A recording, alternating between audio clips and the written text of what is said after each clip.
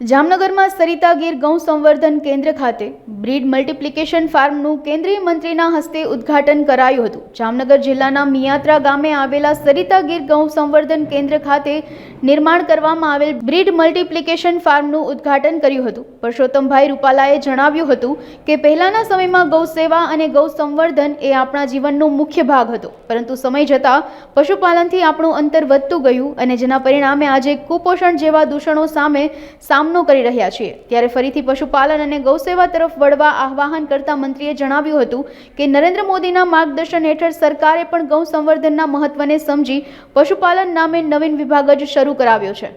સરિતા ગીર સંવર્ધન કેન્દ્રની હું અહીં પહેલી વાર મુલાકાત મેં પણ લીધી ને જાણ્યું તો ખૂબ ઘણી જગ્યાએ ગૌશાળાઓ હોય, ગૌશાળાઓ ગાયોનું ત્યાં પાલન થતું હોય, એમાંથી દૂધ ઉત્પાદન કરતા હોય, એ બધું હોય, પણ ખાસ જરૂર જે છે એ ગૌ માતાના સંવર્ધન એટલે કે જે સારી ઓલાદની ગાયો મળી રહી એના માટે આ બ્રીડિંગ સેન્ટર છે એ જાણીને ખૂબ આનંદ થયો।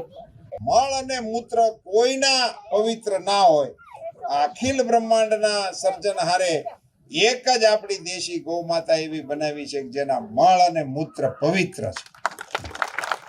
નરેન્દ્રભાઈએ આ વિભાગને સ્વતંત્ર બનાવ્યો। વિભાગને સ્વતંત્ર બનાવ્યો એટલું જ નહીં, પણ મોદી સાહેબની દીર્ઘદ્રષ્ટિને કારણે એમણે આખા દેશના પશુઓનું હેલ્થનો મોટો પ્રયોગ શરૂ કર્યો।